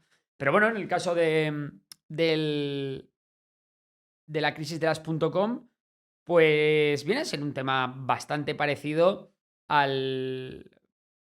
Pues bueno, para lo que podemos decir que hoy pueda ser la inteligencia artificial. Es verdad que todavía en el tema de la inteligencia artificial no estamos allí, no estamos en momentos de burbuja extrema. Y sobre todo también porque los participantes en esta industria, claro, ahora con el tema de la inteligencia artificial, quienes están llevando la voz cantante son empresas establecidas, sólidas, con planes de negocios probados, con modelos brutales, que están ganando una cantidad de dinero con su actividad del día a día. Sin embargo, cuando sale Internet, estamos hablando de otro tipo de empresas, ¿no? Vale, la burbuja de las .com básicamente es cuando de repente la gente, todo el mundo sabe que Internet es el futuro. Y como todo el mundo sabe que Internet es el futuro, todo el mundo quiere posicionarse en las acciones de Internet haciendo inversiones para que el día de mañana lo que hoy compro por 10 me valga 1.000 o 10.000 o 1.000.000, ¿no? Entonces se crea una fiebre por invertir en empresas tecnológicas que tengan que ver con Internet. Oye, mira, yo esto de Internet no sé muy bien qué es, pero sé que va a ser el futuro y sé que hay aquí unas empresas que están haciendo páginas web. Bueno, y esto el día de mañana, si tienen mucho tráfico, se va a poder monetizar porque se va a poder vender, supongo que se podrá vender por Internet. Y bueno, tal, ¿no? Entonces, ¿qué pasa? Que de repente todo el mundo empieza a pensar así, todo el mundo sabe que eso va a ser el futuro y que... increíble. Entonces dice, venga, va, comprar y acciones, comprar acciones. Entonces de repente un montón de empresas se disparan en bolsa. Pero cuando hablo de se disparan, unas revalorizaciones de 3 dígitos bueno, o de 4, o sea, o de 4 de subidas verticales completamente. Sin embargo, te vas a las empresas. Bueno, ustedes, ¿qué es lo que hacen? No, bueno, ponemos noticias en mi portal de internet. ¿Y cuánto dinero ganáis? No, perdemos 10 millones de euros al año, de dólares. Ah, ¿y cuándo pensáis ganar dinero? Ah, no sabemos. Ah, bueno, vale. Bueno, ¿usted qué hace? No, nosotros vendemos, yo qué sé, mira, una muy famosa fue productos para mascotas, Sí. Pets.com, ¿no? Algo así. pets.com. Bueno, ¿y cuánto vendéis? Nada, yo qué sé, me lo invento esto, $1.000.000. ¿Y cuántos gastos tenéis? No, 50 millones de dólares. Ah, Gran empresa. vale. ¿Y cuánto dices que vale esta empresa en bolsa? No, esta empresa vale 2.000 millones. O sea, ya la mayor parte de los PER eran negativos. El que tenía PER positivo eran PERs de 3 cifras. O sea, era toda una barbaridad. O sea, era todo obsceno.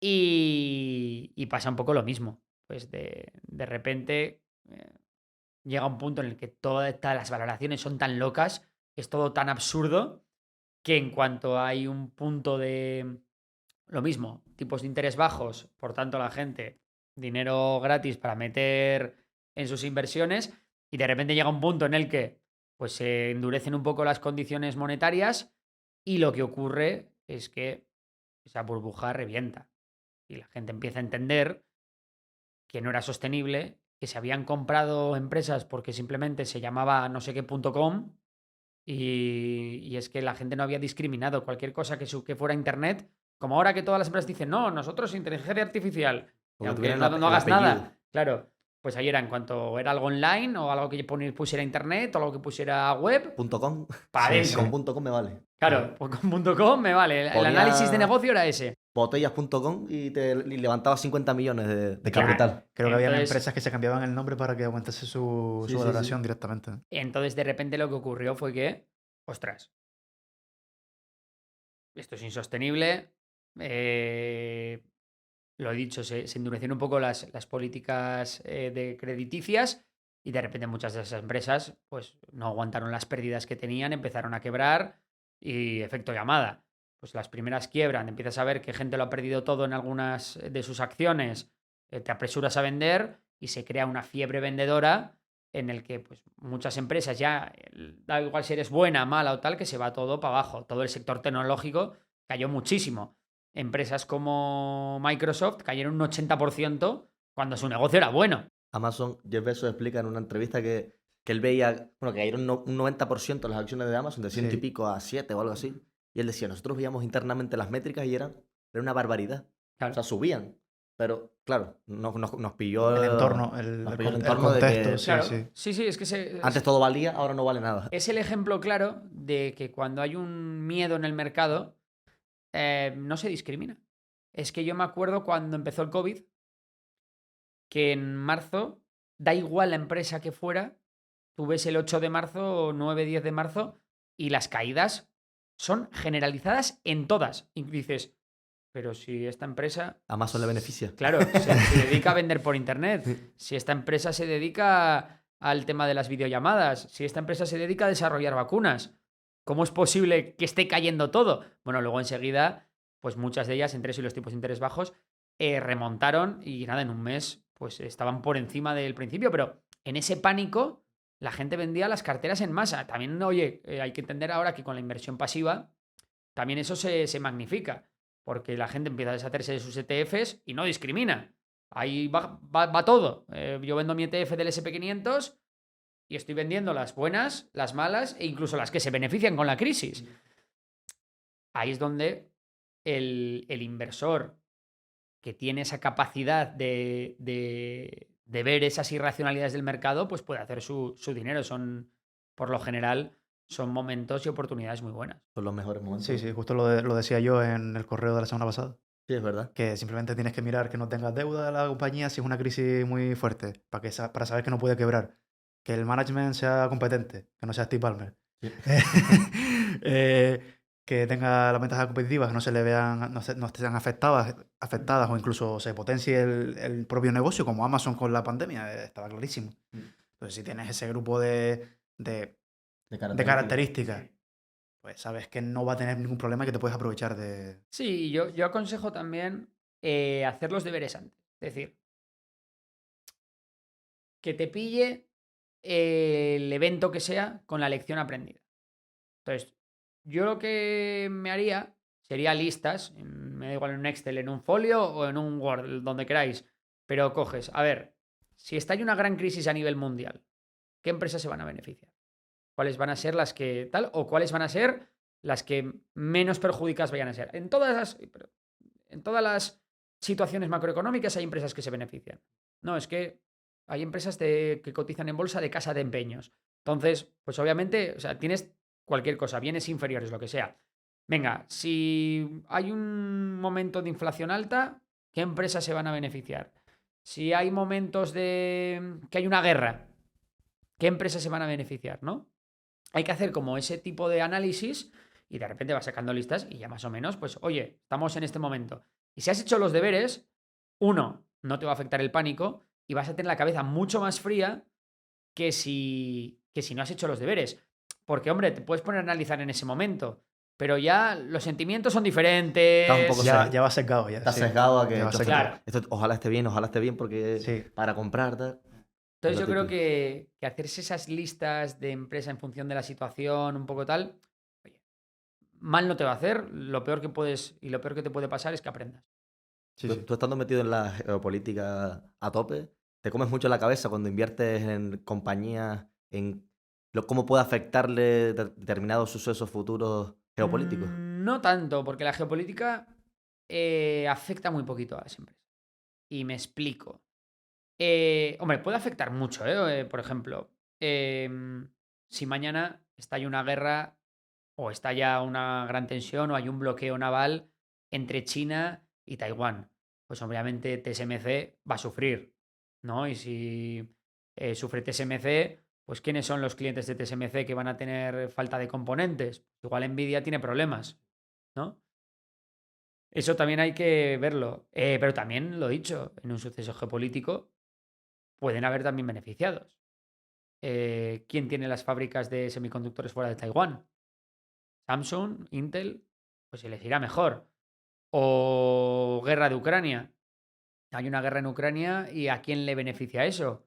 Hombre, pues si el gas está caro, las empresas de solar les tiene que ir bien. O si se va a consumir, eh, no sé, 20.000 rondas de artillería al día, blindados y tal, pues hombre, si te vas a Rheinmetall, que es la única empresa que hace eh, material militar del que utiliza Ucrania en Europa, pues le va a ir bien sí o sí. No es la única, pero es como la más importante. Entonces, bueno, pues todo tiene sus lecturas y todo... ¿Sabes? Yo soy de los que opina que es muy importante analizar la empresa, el modelo de negocio, tal y cual. Ahora bien, si puedes tener el viento a tu favor y adelantarte un poco aprovechándote de un evento geopolítico o macroeconómico, pues mejor, ¿no? Em, Luego es verdad que a veces el problema de la macroeconomía es que hay cosas que se dan por descontado que luego no ocurren. No Bueno, sabemos si va a haber una recesión ahora o que la no. mayoría de Pero analistas, claro, la mayoría de analistas siempre acaban palmando, en Sí, plan, sí. nunca aciertan, claro. o la gran mayoría de veces. Pero sí, pero siempre que hay un evento geopolítico, hay que pensar a quién afecta esto, ¿no? Por ejemplo, mañana hay una, me lo invento, ¿eh? Mañana hay una, bueno, no me lo invento, hubo una realmente, aunque se paró muy pronto, pero mañana hay un problema grande en Kazajstán con el régimen de Tokayev y, ostras, uranio. Ostras, el uranio va a subir como la espuma. O mañana hay un problema entre, en Ghana, trae el cacao. ¿No? O sea, son todo ese tipo de cosas que te pueden ayudar. Y vale, ¿y quién se beneficia de que el uranio sea alto? Igual no se beneficia nadie, pero hombre, siempre vas a encontrar a alguien, ¿no? Que, yo qué sé, eh, pues si el uranio sube, porque en Kazajstán tienen la oferta se ha reducido y son el mayor productor mundial, pues ostras, cómprate una minera de uranio en Australia, ¿sabes? Quiero decirte, y si eres capaz de analizarlas y aprender del sector y saber cuál es la buena y cuál es la mala, pues ostras, es que tienes el tema medio hecho, ¿no? Yo creo que es como que es muy complicado aplicar ese aspecto más. Porque, claro, a nosotros nos gusta analizar las empresas en Sí. concreto. Y ese entorno ya más geopolítico, más macroeconómico, bajo nuestro punto de vista, como que se nos escapa. Ujú. Creo que se nos escaparían muchas cosas, ¿no? Es Sí, lo del es círculo como... de la competencia, un Justo, poco, Sí, ¿no? Pues es perder el foco para nosotros, ¿no? Justo. Sí. Es como. Entonces, Si sucede esto, claro, nos centramos en intentar encontrar empresas que en casos normales no apocalípticos claro, Exacto. vayan empresas bien, ¿sabes? estables, quiero decir, Sí. te Justo. puedes comprar un... A ver, algo que no es muy sensible al ciclo económico. Un McDonald's, resiliente en las crisis, al final incluso le puede venir bien porque la gente deja de ir a restaurantes caros y acaba yendo a McDonald's, una cosa muy estable. Y vale, pues te centras justo en eso, ¿no? En analizar el negocio, el free cash flow, a ver de dónde viene, todo ese rollo, en qué están gastando el dinero, el capital allocation, genial.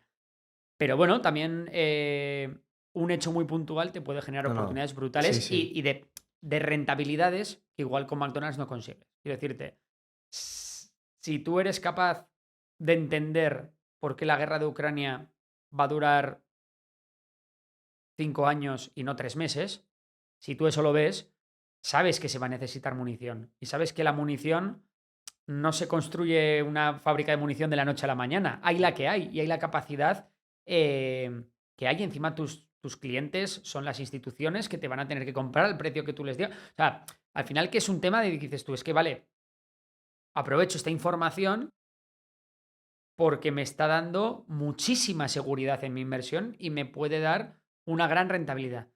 Em, si encima son empresas que vienen de un largo periplo, por ejemplo, en el caso de defensa, vienes de un periplo de valoraciones muy bajas porque se estaban bajando los presupuestos de defensa y de repente se reúne la OTAN y te dice que todos los países van a subir mínimo al 2% y está Alemania anunciando programas de 100.000 millones de euros, España diciendo que va a aumentar su PIB en defensa y todos estos están así, y encima te está una guerra consumiendo un montón de material militar, pues mal se tiene que dar para que eso no suba, ¿sabes? Y sobre todo si la pillas a una valoración baja. Ahora, claro, Rheinmetall está ya a un PER de 35. Pues un PER de 35 ya no es una gran oportunidad, pero cuando estaba a un PER de 8 sí. Mencionaste ahora todo esto de Ucrania y tal. Te quería preguntar por las repercusiones económicas que ha tenido la guerra de Ucrania. Bueno, repercusiones económicas, depende para quién. Claro. A ver, venga, empezamos por Ucrania. Obviamente es un país que ahora mismo está destruido, hay muchas zonas destruidas, hay muchas obras en ruinas. Tuvieron grandes problemas porque sufrieron un bloqueo de sus exportaciones de grano en el Mar Rojo por parte de la Armada rusa.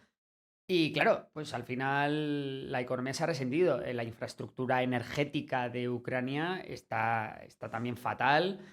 Así que bueno, es verdad que está recibiendo mucha ayuda, tanto militar como financiera, por parte de sus aliados, pero podemos decir que Ucrania es una economía que seguramente se recupere cuando acabe la guerra de forma relativamente rápida, pero que a día de hoy es una economía que está muy, muy, muy, muy tocada y que, claro, tiene que poner todos sus esfuerzos al servicio de la guerra. Si nos vamos a Rusia, pues tenemos que al principio no le fue tan mal no por culpa, sino gracias al aumento en el precio de las materias primas, del gas sobre todo, que produjo la propia invasión, al haber menos oferta. Pero es verdad que a largo plazo pues están empezando a haber problemas en la economía rusa. Es verdad que el PIB, tú miras el PIB y dices, hombre, si está creciendo Rusia. Sí, pero está creciendo también en gran parte por culpa de ese gasto extra que está teniendo en su industria militar. El rublo está bastante más devaluado que al principio de la guerra. Y sobre todo están empezando a sentir esos problemas en fruto de las sanciones en la industria, ¿no? Por ejemplo, la flota de aviones comerciales rusos no está recibiendo eh, las revisiones pertinentes, los componentes pertinentes por parte de Airbus y Boeing, y por tanto eso está haciendo que tengan un montón de incidencias, de que gran parte de la flota esté en tierra. Bueno, pues ese tipo de industrias que necesitan también maquinaria de tecnología punta occidental, pues también están teniendo problemas para hacerse con ello. Y luego cosas tan sencillas como microchips, ¿no? Que sí es verdad que están buscando también la manera de librarse de las sanciones. Por ejemplo, si veis las exportaciones de países como Kirguistán o Tayikistán a Rusia, pues se han disparado. Y también las importaciones de, por ejemplo, de Alemania a Kirguistán o Tayikistán. Eso quiere decir que Rusia está utilizando estos países como puente, ¿no? Para evitar las sanciones. Pero bueno, igualmente no se nos puede escapar que para Rusia también está siendo complicado el operar. Pero luego, por otro lado, tenemos el el propio coste que está suponiendo a los rusos mantener la invasión, ¿no? En cuanto a sectores, bueno, lo que os había dicho, el sector militar europeo, el sector de defensa, la industria de defensa sí que está siendo quien mejor está llevando esta guerra de Ucrania, porque como lo he dicho, han subido los presupuestos de la OTAN o van a subir en todos los países, va a haber grandes programas de inversión y encima de todo eso pues tenemos una guerra consumiendo un montón de recursos que hay que ir reponiendo, ¿no? Ahora, por ejemplo, se van a enviar los F-16 holandeses, belgas, daneses a Ucrania. ¿Qué pasa? Que esos aviones tienen que ser repuestos. Luego, aparte, esos aviones te van a, te van a consumir combustible, te van a consumir piezas de recambio, te van a consumir munición. Todo eso también, oye, pues al final son plataformas extremadamente caras que hace que la industria de defensa y sobre todo la parte de la munición, ¿no? La munición, sobre todo la de artillería, pues está siendo la gran mina de oro de empresas como Rheinmetall o, bueno, por ejemplo, ahora Polonia ha hecho un pedido de HIMARS a Lockheed Martin brutal. Bueno, pues hay cositas por ahí. Si nos vamos ya al otro lado al otro lado del muro, a China, podemos ver que a China esta guerra no le ha venido nada mal porque ha conseguido que Rusia sea un poco su títere. Ahora Rusia depende totalmente de la transferencia tecnológica de China a Rusia y aparte de eso también depende del comercio con China, porque como está sancionado, pues con pocos países puede comerciar, pocos clientes tiene, ¿no? Entonces toda esa parte de venta de material, de- esa parte de venta de material y relaciones con China y venta de recursos energéticos, etcétera, pues está haciendo que efectivamente Rusia. Es que títere me parece muy fuerte llamarlo, pero bueno, sí, realmente depende en gran medida de lo que haga China, ¿no? Otro país, como por ejemplo la India, que está ahí. Sí está más. Por sus problemas con China, la India sí que está más posicionada del lado de Occidente, pero en el caso de Rusia, pues no tiene reparos en comerciar con Rusia e importar también un montón de gas y petróleo e incluso material de defensa con un montón de descuento de Rusia. Al final India lo está haciendo muy bien porque se está aprovechando de la debilidad de Rusia y le está diciendo, vale, sí, yo te compro el gas que necesitas vender, pero déjamelo más barato, ¿no? Y luego respecto a la macro general mundial, pues el gran problema que tuvo la guerra de Ucrania es que, bueno, se creó esa tormenta perfecta de inflación, ¿no? Que fue, pues, los bajos tipos de interés durante mucho, mucho, mucho, mucho tiempo, especialmente por lo del COVID. Bueno, pues los ahorros de las familias tras el COVID, que de repente hubo una ola de consumo gigante, los problemas en las cadenas de suministro, en esos cuellos de botella que había, por ejemplo, en los puertos chinos después de que hubieran cerrado, pues todo eso se le unió a la guerra de Ucrania. ¿Qué pasó con la guerra de Ucrania? Pues básicamente que subió un montón los precios de la energía, especialmente el gas y el petróleo. Y al final, cuando suben los precios de la energía, sube todo, porque todo tiene que ser transportado, ¿no? Muchas industrias pues utilizan la energía para fabricar sus productos, hay industrias electrointensivas, luego todo eso tiene que ser transportado generalmente por mar, el 90% del comercio internacional el comercio mundial se hace por vía marítima, entonces todo eso requiere también de grandes cantidades de combustible, alumbrar, calentarnos, o sea, todo depende de la La IA. energía, ¿no?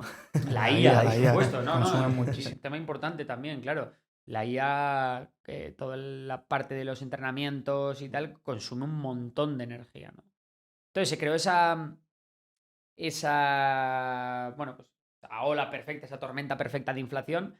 ¿Y qué ocurrió luego? Bueno, pues que al final, si algo nos ha demostrado el ser humano es su gran capacidad de adaptabilidad al medio, y hemos visto cómo efectivamente, pues al final Europa ha ido encontrando otros clientes, ha ido desarrollando su sector renovable, y bueno, entre unas cosas y otras, pues se ha conseguido también, ha habido inviernos muy buenos, y se ha conseguido pues reducir esa dependencia del gas ruso, lo que ha provocado que los precios, tanto del petróleo como del gas, se hayan podido mantener más abajo y lejos de los niveles de 2022, que fueron Ya, aquello fue bastante duro, lo del gas y el petróleo tan alto. ¿Y se vislumbra algún final para la Me guerra? me temo que no. A ver, es verdad que hemos visto en los últimos meses cómo Rusia ha puesto encima de la mesa, pues bueno, alguna que otra propuesta filtrado de paz, vamos a decir. Pero es complicado que la guerra acabe ahora porque las propuestas de paz rusas que van filtrando a la prensa son todavía muy maximalistas. Son cosas que Ucrania no puede asumir de ninguna manera. Y de momento ambos países creo que están incentivados a seguir con la guerra porque creen que pueden mejorar su situación en el campo de batalla. Ambos países creen que en el largo plazo la guerra les beneficia. Rusia está esperando que se quiebre el apoyo occidental, mientras que Ucrania está esperando que con ese apoyo occidental sostenido en el tiempo pueda finalmente derrotar a Rusia. Entonces, de momento, no hay incentivos para que acabe la guerra, se están desgastando los dos ejércitos y veremos a ver cuánto dura, pero o cambian mucho las cosas, especialmente tras las elecciones de Estados Unidos, o yo creo que la guerra se va a ir más allá de 2025.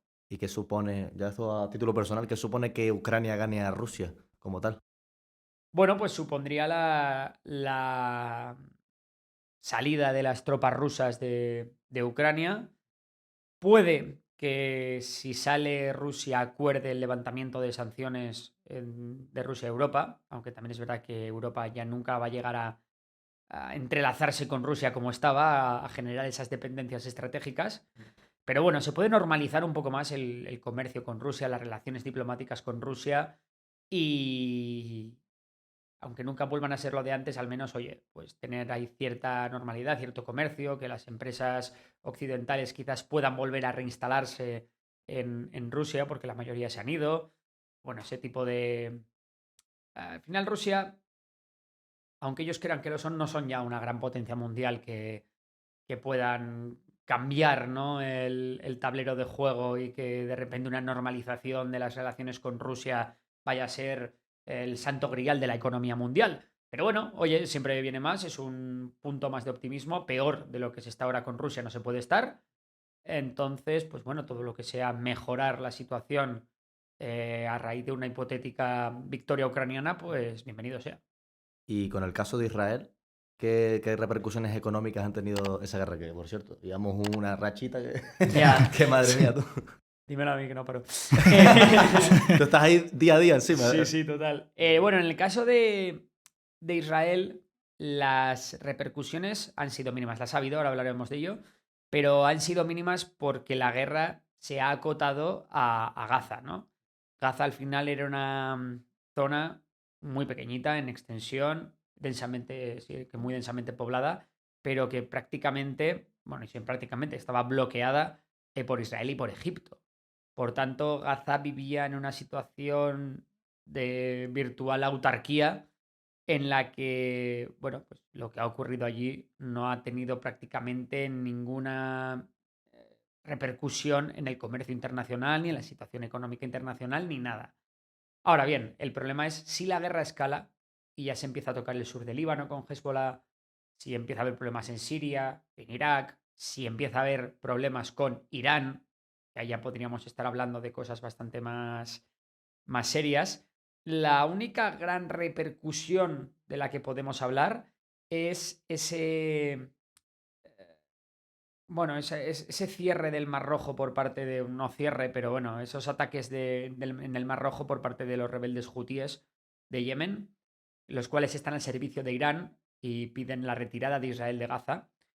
Y bueno, con ello sí que ha habido problemas porque efectivamente han capturado varios barcos, han hundido, han atacado y lo que están consiguiendo es que ese Mar Rojo, ese estrecho de Bab el-Mandeb, no sea seguro y por tanto muchos barcos, o la gran mayoría de los barcos, estén dando la vuelta por el Cabo de Buena Esperanza, ¿no? Lo que aumenta unos 8 días el tránsito entre el Océano Índico y Europa.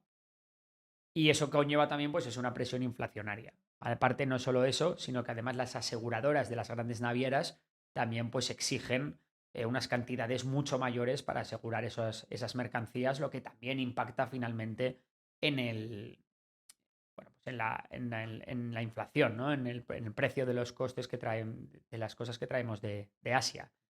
Tenemos en cuenta que ahora, claro, la mayor parte del comercio de Europa, más allá del comunitario, es el que viene de la propia Asia. Entonces, bueno, pues sí, hay problemas, pero bueno, de momento son problemas, vamos a decir, moderados. Este es el mayor y el mayor problema que tiene ahora mismo Gaza es humanitario. No es tanto económico. Ahora bien, podría serlo si de verdad estalla un conflicto a gran escala con Irán. Hombre, si se tocase el sur del Líbano, tampoco es que en el sur del Líbano con Hezbollah vaya a tener unas grandes implicaciones a nivel internacional, pero bueno, ya estaríamos hablando de una guerra más seria, es decir, sí que hablaríamos ya también de costes militares mayores. Hezbollah es mucho más fuerte que jamás, está mejor entrenado, tiene más efectivos, tiene mejor armamento, pero bueno, igualmente todavía sería de impacto limitado. Si ya pasamos a Siria, Irak, Irán, pues ahí podríamos tener más problemas, especialmente con estos últimos, ¿no? Es que vaya zona, ¿eh? O sea, han Sí, tenido la un zona esa. siglo complicado. Sí, sí, sí. Han tenido, y la casualidad el otro día, lo del helicóptero de Irán también. Vaya. Sí, sí, han tenido problemas principalmente por cómo se han dibujado las fronteras, ¿no? Han quedado dentro de un mismo estado diferentes sensibilidades religiosas y diferentes pueblos, etnias y tribus que no se pueden ver entre sí, ¿no? Al final, Irak pues, es un estado partido en tres, o bueno, ahora en dos, pero realmente étnicamente está partido en tres, porque están los sunís, los chiitas y los kurdos. En el caso de Siria pasa tres cuartos de lo mismo, pero aparte tiene minorías drusas, cristianas. En el caso del Líbano es igual, ¿no? Pues tiene la minoría, bueno, ya no están minoría, o sea, antes era mayoría, ahora ya son minoría de cristianos, pero también tienen chiitas, tienen sunís, tienen un millón de refugiados palestinos.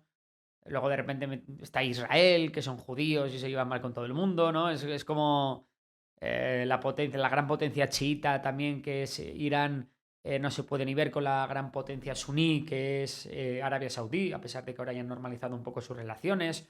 En fin, es una zona complicada, pero todo viene de la...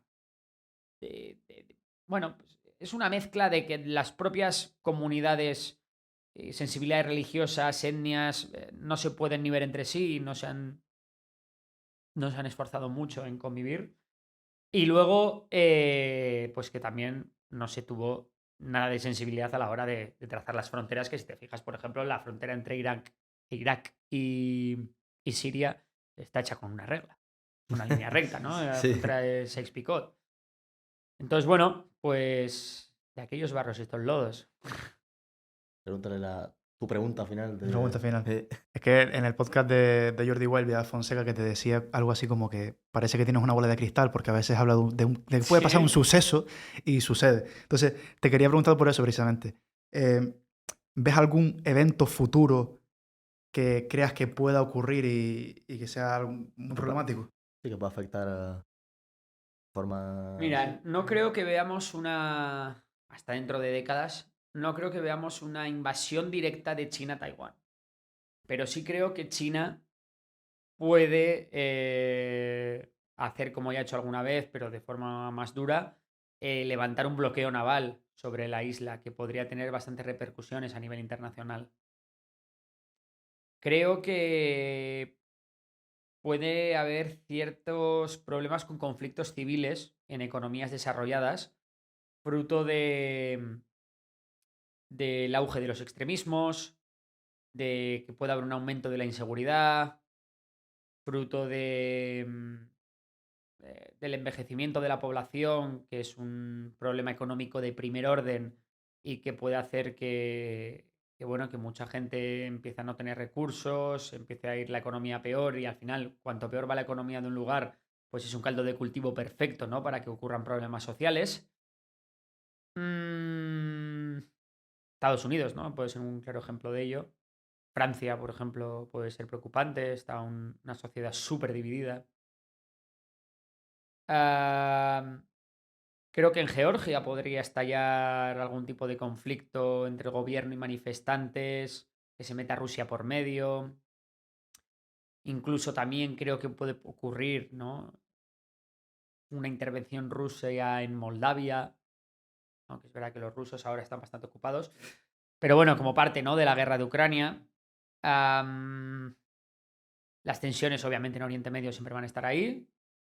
Creo que hay una zona importante de conflicto en el Sahel, ¿no?, en el África subsahariana, en el que claramente se están formando dos bloques, uno pro-occidental y otro prorruso, en el que Mali, Burkina Faso, Níger se están juntando, quizás luego se puedan juntar países como Chad, contra la potencia regional que es Nigeria y sus aliados. Y creo que ahí puede venir un foco importante, primero porque en esa zona sí que hay mucho recurso estratégico. Eso, lo que hablamos, ¿no?, de minerales, cacao, uranio. Hay bastante lío, el petróleo de Nigeria y el gas. Y luego quizás, como en un sitio que nos puede preocupar también, ¿no? Vale, estoy diciendo todo el mundo, pero un poco para que la gente entienda cosas en las que fijarse en cada lugar. Eh, la estabilidad interna de algunos países de Latinoamérica. Hemos visto, por ejemplo, ahora tenemos el de Venezuela, tenemos elecciones y puede haber problemas. Veremos si finalmente hay derrota de Maduro y en el caso de que la haya, cómo se la toma. Hemos visto también el reciente episodio de Bolivia del intento de golpe de Estado. Hemos visto intentos muy chusqueros de golpes de Estado en Perú. Hemos visto una gran revuelta en Ecuador, por ejemplo, ¿no? Hemos visto los problemas que han tenido en Haití también con las mafias, que se ha convertido en una especie de anarquía. De momento México va bien y creo que va a ir bien porque México al final tiene una posición perfecta, frontera con Estados Unidos, con China, Estados Unidos intentando dejar de depender estratégicamente, que las cadenas de suministro, alejarlas de China, por tanto México se puede beneficiar mucho de eso. Y luego una zona que a mí me llama poderosamente la atención y que responde un poco a tu pregunta de, oye, ¿qué puede pasar en el mundo tal? Yo creo que no sería descartable, así, es muy poco probable, pero sí hay que hacer jugársela algo en los próximos 10 años, un conflicto entre Argelia y Marruecos. Creo que se dan muchas de las recetas. En los dos casos son dos regímenes que tienen serios problemas internos, sobre todo a nivel de popularidad. Creo que, bueno, están completamente enfrentados entre sí, se odian, son dos nacionalismos muy fuertes que no se pueden ni ver. En el caso de Argelia está más ligada al bloque ruso-chino, mientras que Marruecos es uno de los principales aliados de Estados Unidos. Y luego está encima el conflicto del Sáhara Occidental. Sabemos que el Frente Polisario es aliado de Argelia. Entonces, bueno, oye, creo que esa es una zona bastante caliente, que de momento ha estado relativamente tranquila, pero también hemos visto una carrera armamentística entre los dos países, ¿eh? Son dos países que se están armando bastante y de hecho hemos visto cómo, bueno, Marruecos, a pesar de que en España solo se oiga, ¿no?, los problemas entre Marruecos y España y tal y cual, realmente los marroquíes están más enfocados en el Sáhara y en Argelia. Entonces creo que por ahí puede venir. De hecho, hemos visto cómo Marruecos ha, ha tendido puentes con Israel, cosa que es bastante, bastante curiosa, pero que les puede dar un plus, ¿no?, en lo que a preparación militar respecta. Los marroquíes están demográficamente creciendo mucho. Entonces, bueno, yo creo que esos dos países sí que podrían llegar a tener un conflicto en algún momento y que podría ser un punto caliente. Y ante una posible victoria de Trump en Estados Unidos, esa tensión con China. Bueno, yo creo que podemos ver un recrudecimiento claramente de la guerra comercial. Em, y soy de los que cree bueno, hay que decir, ¿no?, que la guerra comercial la empezó Trump. Después fue Biden el que no solo no acabó con ella, sino que la ha aumentado. Y creo que Trump podría meter una marcha más, ¿no? También en Europa se ha empezado también con esta guerra comercial contra China. Hemos visto como, bueno, los vehículos eléctricos han sido ahora los paneles solares, las baterías, todo lo que tenga que ver con la transición energética ha sido bastante penalizado con aranceles. Y bueno, eso es un problema porque al final es verdad que proteges a la industria, una industria de la transición energética que, por cierto, en Occidente no nos hemos preocupado por ella. Entonces, el fallo ha sido realmente estratégico por parte de nuestros políticos y no tanto que haya sido una competencia desleal de China. Entonces yo creo que al final perdemos todos con la guerra comercial porque nosotros como consumidores estamos accediendo a menos valor por más dinero, ¿no? Perdemos ese excedente del consumidor y es un trozo del pastel, un trozo de la economía que va directamente a parar al gobierno y a los productores, ¿no? Y a los empresarios. Entonces, como consumidores, una guerra comercial es algo objetivamente peor para nosotros. ¿Alguna pregunta más? No. No, nos despedimos, ¿no? Sí. Ya son casi 2 horas, por lo menos. Y no, y perfecto, ya todo, la verdad que... No, incluso tocamos temas Sí. final de guerra de Sí, China sí. y demás. Yo creo que lo Estaba tocamos muy todo bien. prácticamente. Muy bien, muy bien. Y muy nada, bien. darte las gracias por... Iba a decir por venir, pero... Habéis venido vosotros, así que hemos venido nosotros. Nos vuelve a pasar lo mismo, siempre nos pasa en Sí, todo. es lo mismo. En todos los podcasts nos pasa lo Bueno, mismo, que bien, decimos bien. gracias por venir. Gracias Bueno, por venir gracias por a- venir a Territorio Inversor. Al ente de territorio inversor. Hombre, encantado, faltaría más, faltaría más. Y nada, que somos auténticos fans de tu trabajo, que nos salvaste. Yo también del vuestro, así que en ese caso estamos igualados. La verdad que eso nos hizo ilusión, bastante ilusión. Y Sí. nada, muchísimas gracias. A vosotros. Espero que haya más episodios en un futuro. Sí, De algún hombre. tipo, ya nos inventaremos algo. Yo cuando vengáis por Madrid, ya sabéis. Bueno, para hablar de la empresa esa que mencionaste, que nos dejaste con Ah, ganas. bueno, sí, Sí. no, podemos un día hablar de Sí, la sí. cartera, de hablar de todo. Sí, Sí, yo sí, me sí. encanta, ya sabéis que la No parte de sab- inversión. Yo no sabía que eras tan Tan metido ahí del mundo sí. de la inversión. ¿eh? Sí, siempre me lo dicen. Siempre que hago un Sí. podcast así de temas de finanzas e inversión, me dicen, ¿no? En plan de. Ay, oye, creíamos que está solo en la geopolítica, tal. No, le meto mucho a la No, no, no. inversión De hecho, y sabemos- me gusta. sabe más empresa que nosotros. Sí, Por sí. lo que sepas. De aquí de España, sí. Sí, sí, Sí, sí. 100%. Y seguramente más también. O sea, sí, sabes muchísimo. Bueno, al final son dos cosas muy relacionadas, muy interrelacionadas. Toda la parte de política internacional, macroeconomía, está muy relacionado con la inversión. Y al que le gusta una cosa le suele gustar la otra por el simple hecho de que son temas muy parecidos. Y al final, pues, si hablas de las relaciones entre China y Estados Unidos, pues no puedes no hablar del sector solar o del Claro. sector de las baterías o del sector de los vehículos eléctricos. Tienes que tener también conocimiento de eso. Si hablas de la geopolítica de España, pues lo mismo. No puedes no hablar de energía renovable y de industrialización, de empresas electrointensivas. Son muchas cosas que se interrelacionan. Entonces, joder, si aparte yo que vengo del mundo de la empresa, de ADE, pues al final, ostras, si puedes aplicar todo ese conocimiento a la parte más ya de análisis cuantitativo, de empresas y tal, pues al final, joder, tienes una formación bastante completa, ¿no? Totalmente.